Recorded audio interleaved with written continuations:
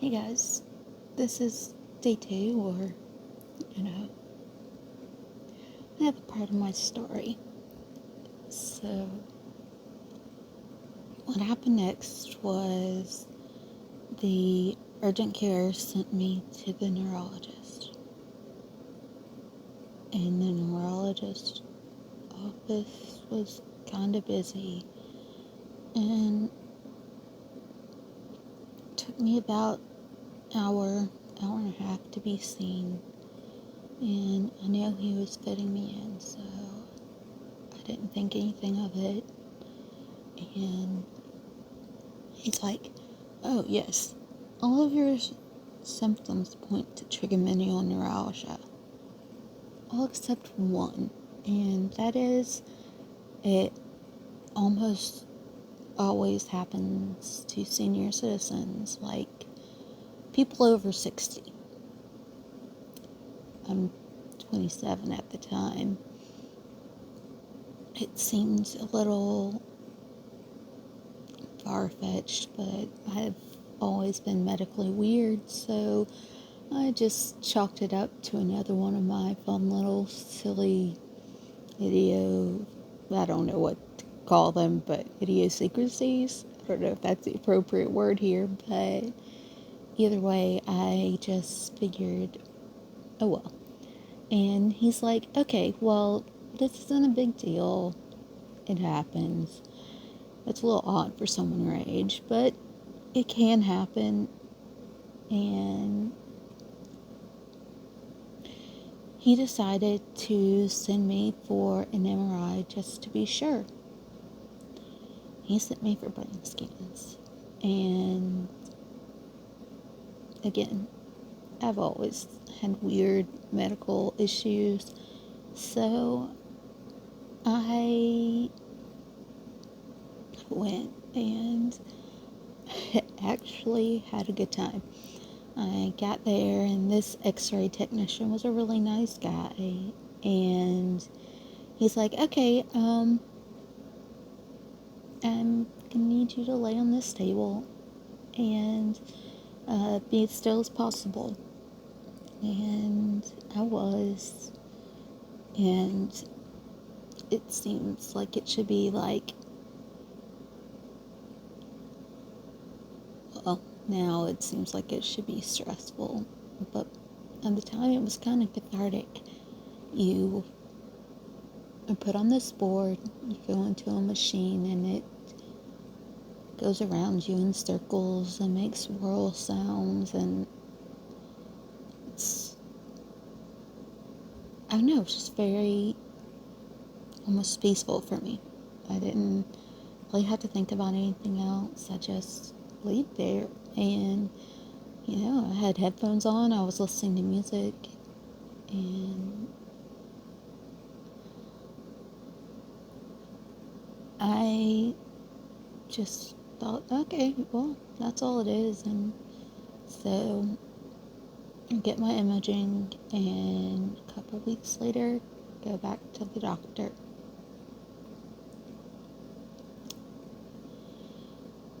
He's like, oh, okay, well, there's something here, but it's just no worries. No worries, don't worry about it. But I'm gonna send you to the doctor. Well, I thought it was weird, so I was like, uh, okay. And he's like, I want you to go, like, Monday. And we're like, oh, well, we're actually supposed to be going to Texas for seminar. Is it okay to wait till we get done? And he's like, uh, yeah, that should be fine. And he's like, well, how are you guys going? And I was like, we're flying to Texas. And he's like, yeah. And he said something I should have realized at the time, but it didn't dawn on me. He said, yeah, I'll clear you to fly. And that was a very long but short trip. And I'm going to tell you about seminar tomorrow. but I am going to tell you a little bit more about life for me now. This is hard for me to talk about, but I want to be honest. So, here goes. I stopped living. And when you stop living, you stop moving. And part of me no longer moving meant I no longer left the bed. I didn't really eat. I lost the ability to walk. Originally because of my diagnosis. But it maybe could have gotten better by now if I fought harder. But I was already so much trouble. I didn't want to add any more stress on anyone. So I got complacent. I didn't move because if I moved around, it caused stress. And so I stopped moving. By stopping moving, I mean I ventured out of my room twice in the past month. Once to go to the doctor, and once to go in the very next room, which was the den.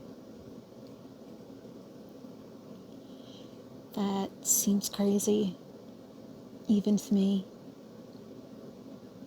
but it's what happened.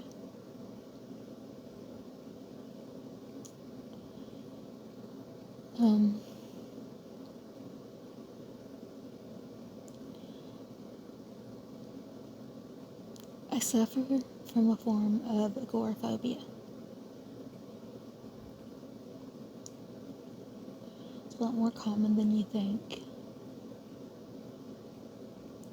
It can be a broad range of things, and for me,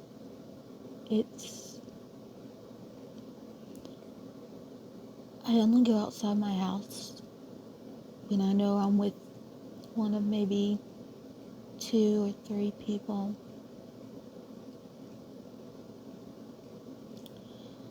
They're the only people I trust enough to go out with me.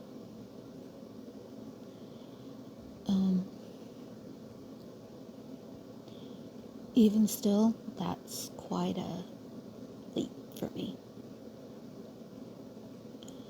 But if you knew me, this wasn't me. I was always going. So this was a little bit extreme. But today I've eaten twice. It's about 5 or 6 o'clock in the evening now, and for me, that's actually an accomplishment.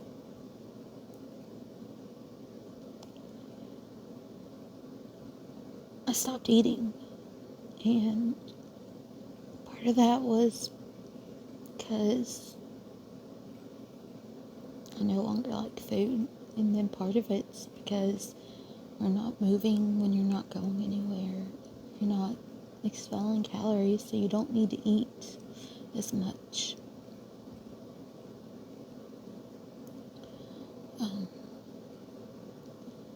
That being said, I'm going to go and try to live the rest of the day, and I will talk to you guys soon. I love you all, and I'll talk to you tomorrow.